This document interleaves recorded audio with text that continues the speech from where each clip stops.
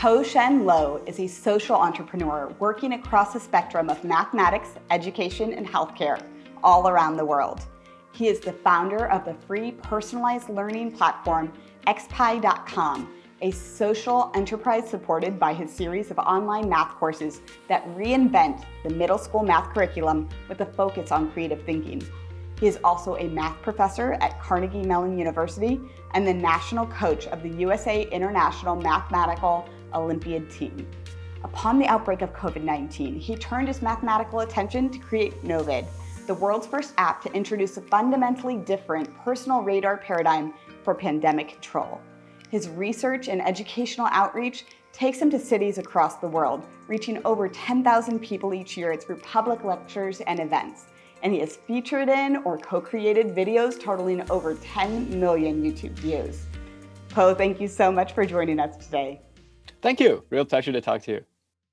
So you have an extremely diverse portfolio of ventures that you've been a part of, from founding your own company to being a college professor to coaching the US International Olympiad team to even creating a COVID app.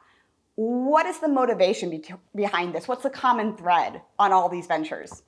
Oh, I guess I like to do interesting things. I like things that are challenging, but I think the common thread is I like to do things that help people. This is something that's always been in me since I was young. I'm a people person, and that means I like to make people happy, make people smile. The more people that smile, the better. I decided not to be a comedian, but instead other ways to make people smile is if you can do things that help them in some way. So actually, that's why a lot of the things I worked on before might focus on things like education. Education helps people. And recently, when COVID-19 broke out and we had a disaster happening right here in this country, I started thinking of if there were any ways that I could use the things I normally do, which is mathematics research and network theory, to try to do something to help the situation. Now let's break down some of these categories. What is the US International Olympiad team and how did you get involved with this? Yes, so that's the International Mathematical Olympiad, which is basically the Olympics of mathematics, where the contestants are all people who are not yet in college. And I got involved in this because when I was a student growing up in Madison, Wisconsin, I happened to accidentally discover the world of math competitions, or rather they accidentally found me, got me hooked. And I started playing in these for challenge, and also because they were interesting people. Just like how your community is a lot of interesting people who like to think about engineering, I'm used to being part of an interesting community that loves thinking about mathematics and, of course, science, technology, and engineering as well.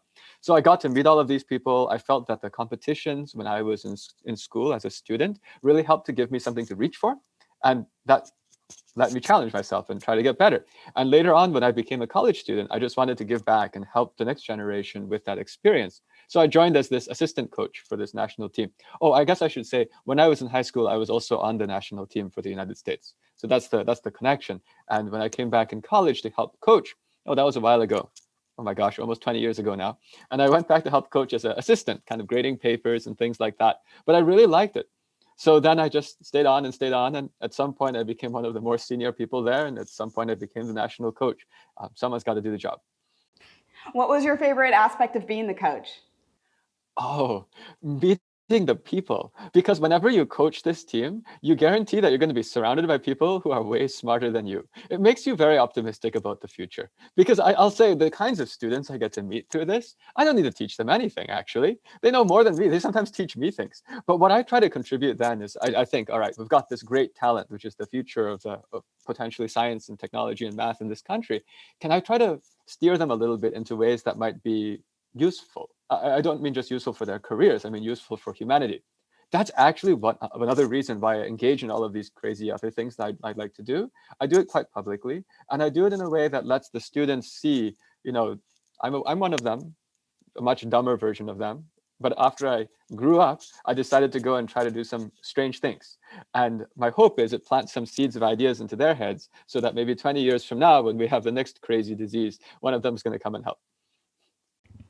So let's look at some of these other things that you're doing. You're also a college professor and you founded your own company. What's the differences in the challenges of both of those roles? Because I would assume that it is very different responsibilities. Oh, definitely. As a college professor, I mean, Here's what I'll say. They're different, but there's also a huge similarity. Any principal investigator or anyone who runs their own research lab in a university is sort of managing their own company. You have to handle recruitment, you have to handle funding, you have to manage the production, you have to manage people, and you even have to manage your own marketing and PR. So I actually got a bunch of that experience as a professor, as somebody who was starting up my own research projects. In mathematics, our labs are much smaller. I only have one graduate student at a time. And I'm sure there are many people who are watching this who will say, one graduate student? What kind of a lab is that? But that's the pure mathematics that we do. But the challenges there were mainly, can you go and find some crazy problem, mathematics problem that no one has answered before that's useful in some way, and then think of the theoretical way to solve it. I was in the theoretical pure mathematics direction. Now, if I contrast that with the work at starting a company, I should first of all say you're talking to a bit of a bad example in that I'm not a very good businessman. I'm a social entrepreneur, so I measure our output not in terms of just dollars, but nevertheless, when you run a company or something that's practical, it's not really necessarily just whether or not you have a great solution to the problem. There's the execution too. So in the mathematics, there's a joke that mathematicians, as soon as they've solved the problem, it's done. Whereas in the real world, that's only the beginning. You need to actually do it. And so I had a lot of chances to learn the hard way as I was building different products with different teams in an actual startup social enterprise environment. And that way I got to touch both sides, right? I really love coming up with new solutions, new ways to think about hard problems. That's fun to me. The mathematician likes to invent a new way of looking at things. I love that. And then the practical side loves to take that and make it something that hits the real world. So I guess I like to bridge these two pieces. Well, and speaking of bridging those two aspects, that's one of the ways that I became familiar with your work is I saw that video where you were collaborating with a team of cheerleaders, and I would have never put together mathematical application with that, but it was such an engaging, such an entertaining piece. I loved when you participated with the cheerleaders at the beginning. I think I've watched that 1,000 times, by the way, that first 15 seconds clip. How did you decide to do that? Oh, wow. So that was one of the most enjoyable video collaborations I've ever done.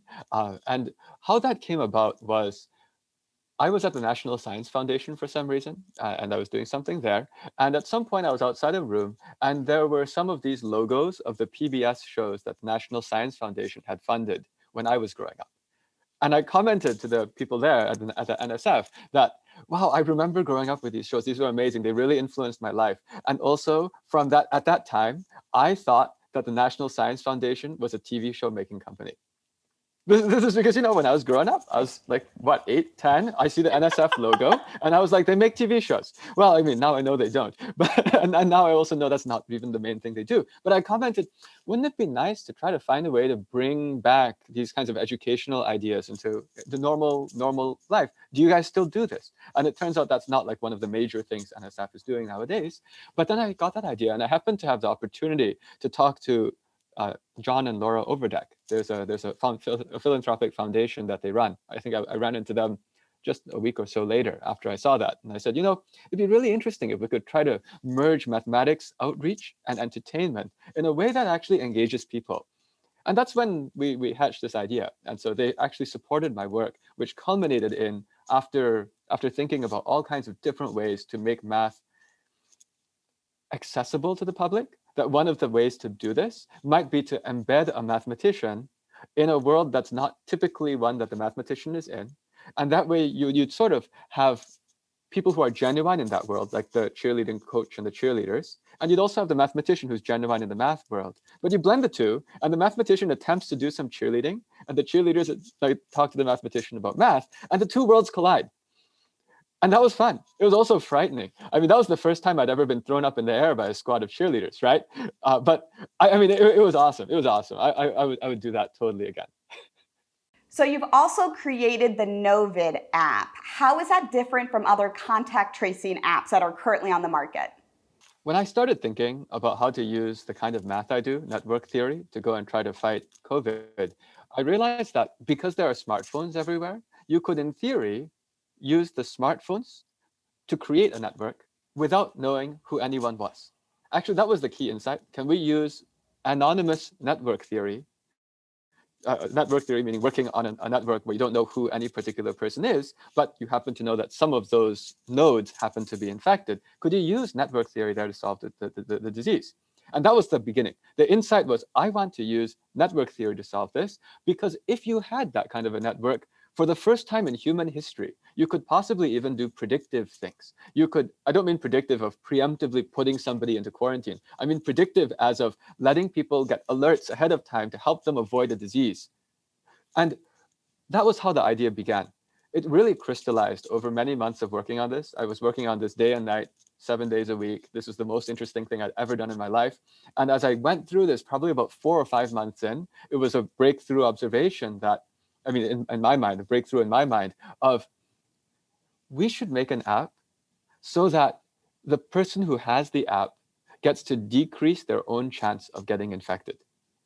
Now, you might say, wait a second, isn't that what every COVID app is supposed to do? Shouldn't every app, when you install it, decrease your own chance of getting infected?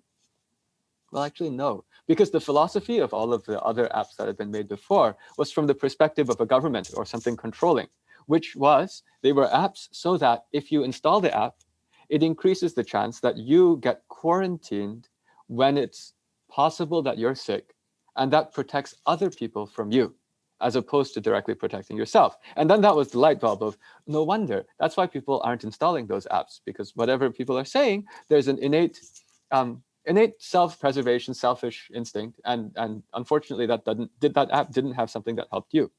What we do is totally different. It was, how can you then deliver this value proposition of, if you install the app, you reduce your chance of getting sick. If you make an app that lets you see the invisible virus coming from far away, because then you can do something about it. It's just like how radar in warfare, or headlights for your car, or the weather satellite for hurricanes, all of these are supposed to just give you advanced warning. So that became what we crystallized on. Can we do something which is giving you advanced warning to protect yourself, instead of something which is going to quarantine you from other people when we need to control you because you might be sick? And the final thing is, how does that have to do anything with network theory? Well, that's what it means to see from coming from far away, because it's actually impossible to make an app which will say, there's someone with COVID over there. The reason is for privacy, but also because most of the time we don't yet know that that person has COVID. That's the real problem. The reason COVID is spreading is because there are people who don't know they have it, who are walking around. What we did is we said, the right way to find out how far away something is how many relationships away it is, where every relationship means that these two phones might have been in the same place, like might have been around each other. The idea is, if this phone was around this phone, that's one relationship. And then if this phone was around some other phone, that's a second relationship.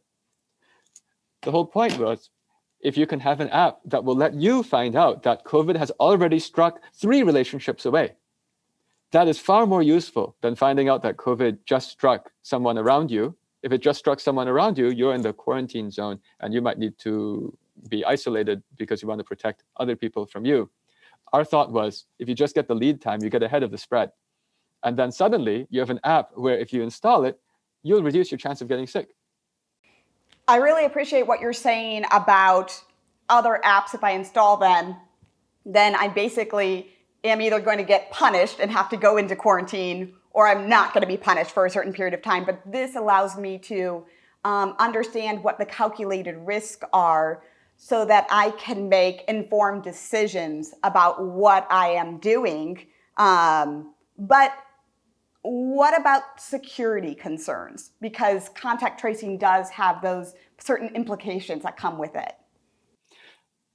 Our thought was that with this kind of a function, you don't actually need to know who the people are.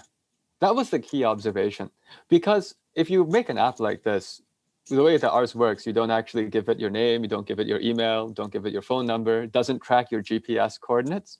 And instead what happens is it's just checking these relative distances. Actually, that was one of the things that was some of the hard work of, I also really enjoy the work that people here in IEEE work on. I've gotten to dabble in it now, of even trying to make ways for 2 phones to detect how far apart they are without using the GPS coordinates. Obviously, if you use the GPS coordinates, you can use the Pythagorean theorem and figure out how far apart these coordinates are. But that's too privacy invasive, as we talk about with privacy. So what we did is we actually used both ultrasound and Bluetooth to go and try to figure out how far apart devices are. Ultrasound was device makes a sound, check the amount of time it takes for sound to travel to other device, multiply by speed of sound. Bluetooth means use the inverse square law of power with respect to distance. So what we did is we just built these systems between phones, find out relative distances. Then we don't need to know who anyone is. We don't need to know where anyone is. And if anyone reports a positive case by entering a passcode, then a passcode is so you don't have all kinds of random cases reported.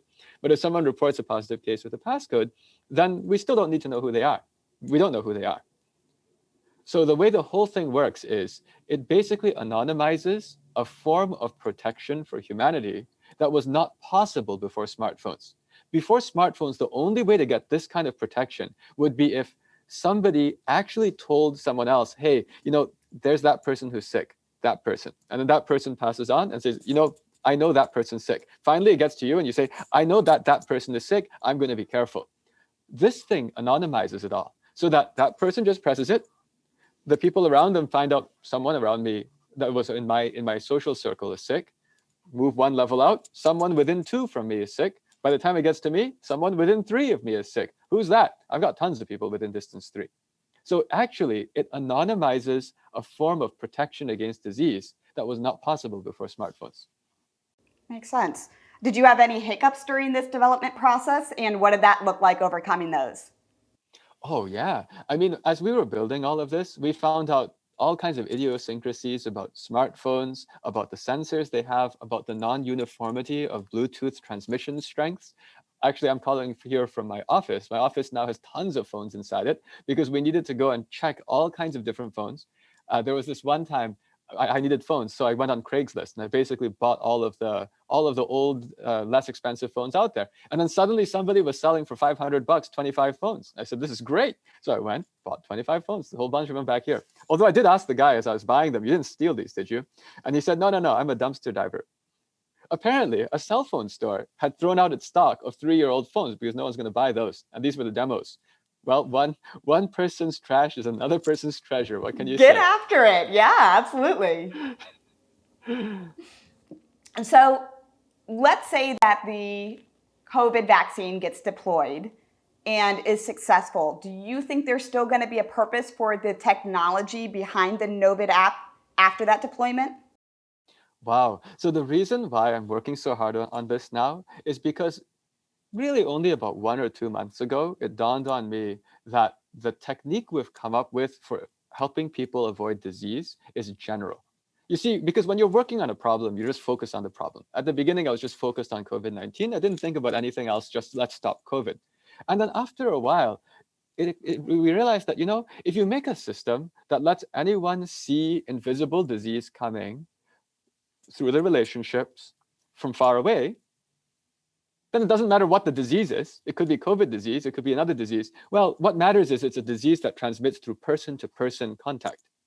And that's when I realized we need to work even harder because we're lucky that COVID is not that deadly. It's a tragedy, but there are much worse diseases out there, and we are very lucky that one of those diseases wasn't what hit us. So then the way I see it is we actually have this pandemic as what is teaching the whole world how to deal with pandemics. And we are trying as fast as possible in the context of this pandemic to show people a totally new way of avoiding disease that has never existed in humanity before. If people get used to this idea, and actually used to it is the wrong word, we've discovered that as soon as people understand the value prop of if you install this app, you can see a disease coming, so you can do something about it. We've noticed it's actually a very attractive value prop. And as soon as people understand such a thing is available, if we get the next pandemic, which is surely going to come, then people will know how to react and we will not paralyze the whole world for 2 years. Because actually, this technology, this technique, could even work before a vaccine is developed. We're very lucky we have vaccines, we should use them.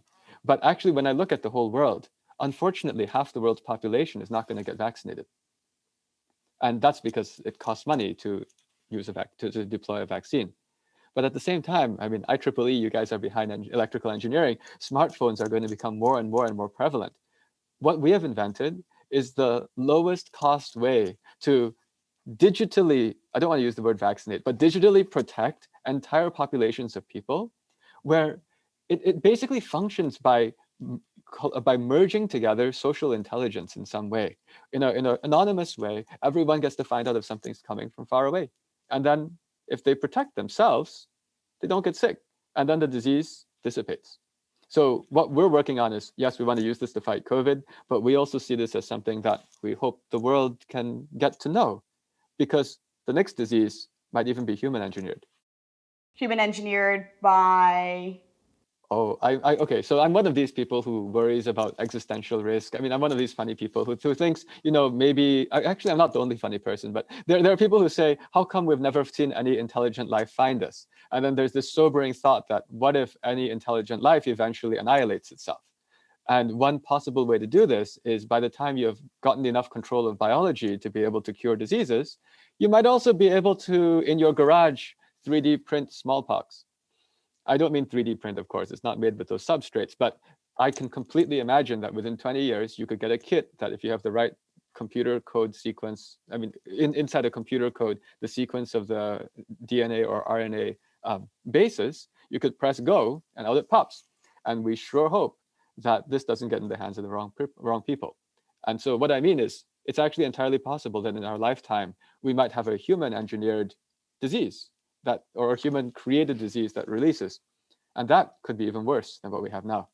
Which is very daunting. I do really like what you're saying about technology, though, that we're leapfrogging forward, and that this not only affects us in the US, but also assists in developing countries. When I was a Peace Corps volunteer in Tanzania, again, like almost 2 decades ago, it was interesting that they switched from using telephones, because the Maasai tribe some members of the Maasai tribe was digging up the copper wiring, cabling, to make bracelets for the tourist. And it was so much cheaper and more effective to install a cell tower and get that kind of access. So it's nice that technology is making these quantum leaps forward to help us figure out what solutions are effective, to help us figure out what we can do to deal with this. Absolutely. I actually really love what technology can do, because I feel it democratizes the ability to make impact. Because if I was around, 50 years ago, and I have some idea, what's the chance anything can happen? Today, I literally came back from, I was back there writing programming on the Android, the tool used to write Android programs, Android Studio. I can actually go and write lines of code, which when we press release to billions of people on Earth. It's amazing.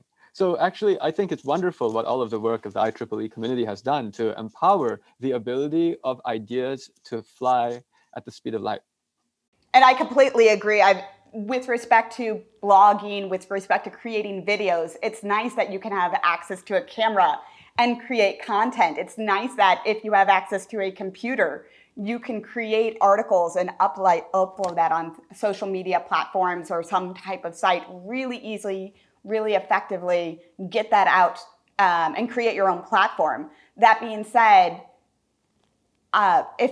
if somebody watching this wants to get involved like you have, get involved in different projects, what would be your advice to them for how to do that? I was actually just talking to a high school student this morning.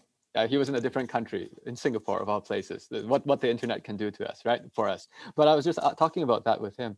And my take is, if you don't stop learning, you can learn a lot.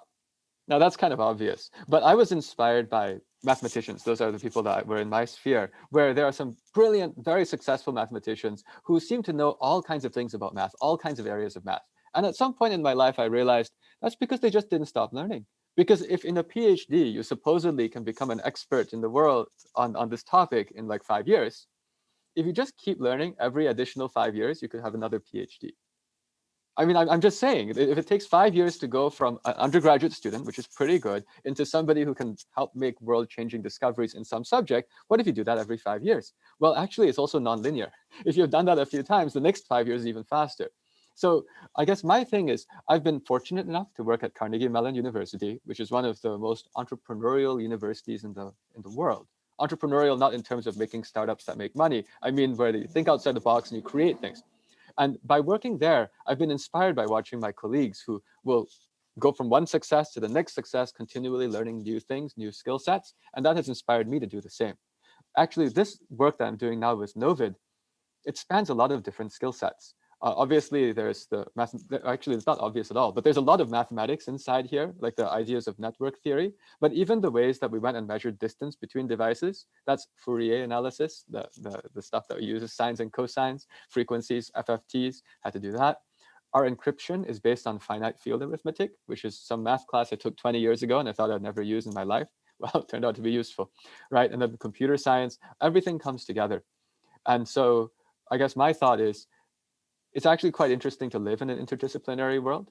And if one can have the luxury to just continually be picking up different kinds of skills, then maybe you can combine them all in some strange way someday. I'd love to swap notes on what lifelong learning looks like to you, on what your resources are. Mine are using LinkedIn Learning. It used to be lynda.com with all their classes available. I've gone through masterclass series with some of the training they have available, beautiful production values on those. I follow other bloggers, follow other online publications. I do Audible books. I follow a couple different podcast series. What does that look like to you when you say continue learning, aside from participating in your ventures and knowing what that specific task involves? What does learning look like, since it's such a big topic and big area, a big thing? Yeah, I think for me, actually, having something to focus on gives me a objective. And then I go and figure out what does it take to achieve that objective. In fact, I learned a lot from Google in the sense that, okay, how do you make this thing? Oh, I don't know. I think I need a piece. How do you make that piece? And then eventually you figure out how to make each individual piece. You also learn things like, what is this inverse square law again? You know, like, and how does this work? And not, I mean, of course, we know what the inverse square law is, but how does that interact with objects that are in the way? Now that's some physics. So the kinds of things that I work on involve seeing how people do things and also trying to understand the theory. I guess that's also my mathematical background. I like to understand why everything is the way it is. So I guess it's digging on Wikipedia, it's following all of these links. I don't have anything quite as systematic as using Lynda or a course. I'm actually not a great person for following courses, but I'm more of a person who says, how do you do this? Oh, that's how other people do it. Why does that work? What's the theory behind each of those pieces? Learn each of the theory pieces, and then eventually reassemble them in your own way. So that's been my style. Yeah, it sounds like you learn by doing experiential research and then figuring out for yourself from there, which makes complete sense. That's the only way you buy 25 phones from a Craigslist dumpster diver. All right, so what is something that either you or someone you know has done to take a hard career reset, a hard time, and turn it into a future good investment? Well, that's an interesting question. I think for me, the angle I'll probably use on that is not necessarily a career change as much as, since I also work on social entrepreneurship, we're always having pivots and crazy changes of direction. So I'm going to go and hit that. And I think that might be general enough for people to relate to and find something similar in their life. For me, actually, I think I would say there was an existential crisis back around August as we were doing our development, when I realized that what we'd been doing for 4 months was wrong. And let me be a bit more specific here. Well, actually, at the beginning, we were making a contact tracing app. I mean, we earlier were talking about how NOVID, what we make, is not a contact tracing app. But at the beginning, we were making a contact tracing app, and we were very proud to be making the most accurate one in the world by using ultrasound instead of Bluetooth. Ultrasound let us actually accurately find out how far apart devices were, make a sound, see how long it goes to take to go across, multiplied by speed of sound. That's the distance. And the beauty is you don't need to calibrate to transmission strength because the speed of sound is a constant.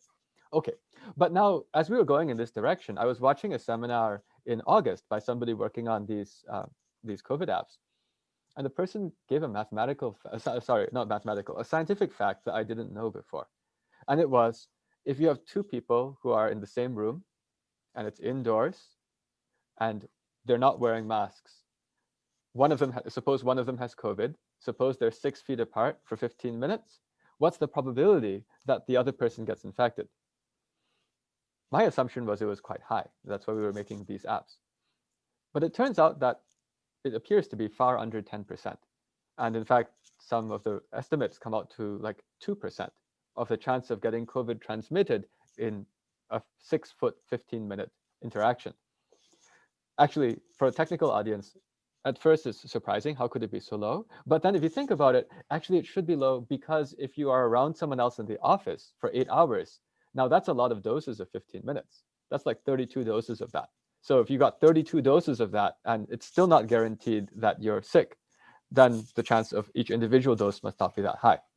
Okay, but the existential crisis was, oh no, we were making an app that was telling people to quarantine whenever this happened. So we're going to tell people to quarantine when their chance of being infected is 2%? That doesn't seem to make sense. So we were thinking, and instead of giving up, I mean, because the natural thing is, well, unfortunately, it's non-starter. We've gotten into a hole. I guess my personal style is I like challenges. I like to try to find some other way to pivot around as opposed to stopping. It's basically if you were going and you go all the way down and you don't change your direction, yes, you've stopped. But what we always do in entrepreneurship is you attempt to pivot and maybe even keep some of the momentum.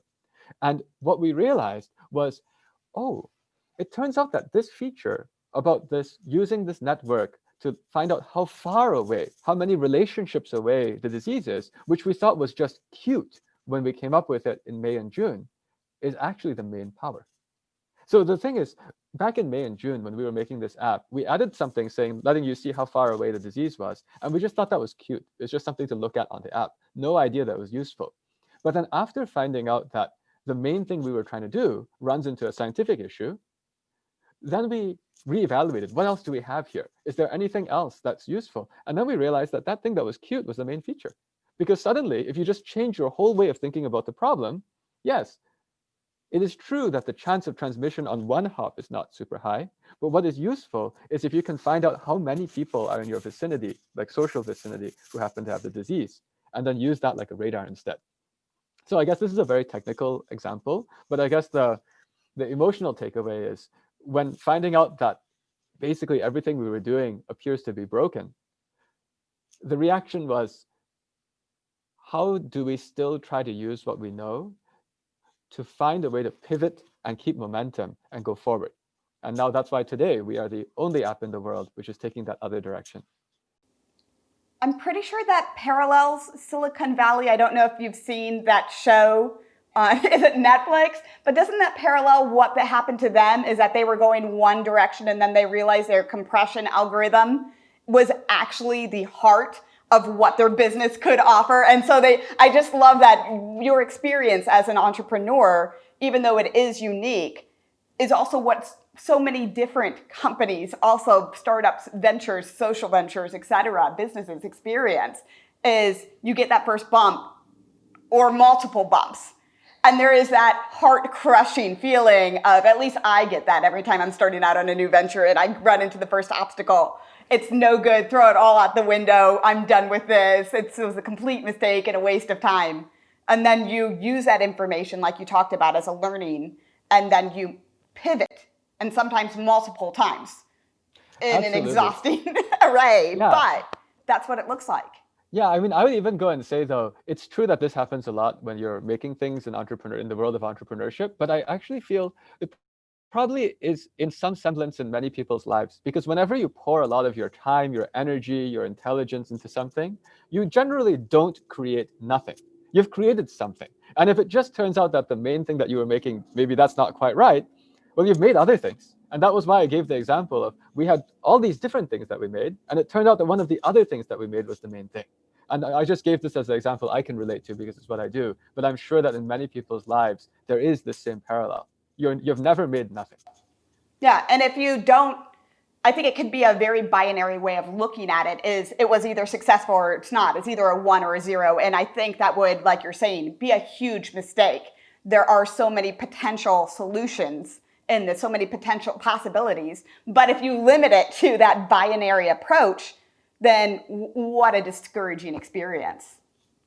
Absolutely. So this has been fascinating. And if people in the audience want to connect with you, what are the best ways to follow your work and see your updates? So I have a Twitter account which I occasionally post funny math things on, and that's just my name, Po-Shen Loh, with no spaces and no dash. I'm a bit more active on Facebook, only because Facebook lets me post more than like 300 or 400 characters, and I unfortunately am a long-winded person who always says too much stuff, so I can't fit it in Twitter. So I'm Po-Shen Loh on Facebook. If you just follow that page, you can see. I occasionally will post something on LinkedIn, but apart from that, I think the other things that you can do are I occasionally make videos. Oh, I should say I also do math education. I really enjoy doing that, and I have a YouTube channel which, if you have kids who are trying to learn math, I occasionally live stream me doing math problems that are relevant for middle school kids, in an interest of bringing the next generation in. So these are the different things that I do. I try to be a pretty public person so that anything I'm up to, people can find out, and I really enjoy connecting with people. Wonderful. We'll include all of that information on the notes. I love all the information we reviewed. I really am excited with what you're doing with this NOVID app. And thank you for taking the time and sitting and talking with us today. Oh, thank you. Real pleasure to talk to you. Thanks for joining us. If you enjoyed this episode, please click like below and also subscribe to see future episodes.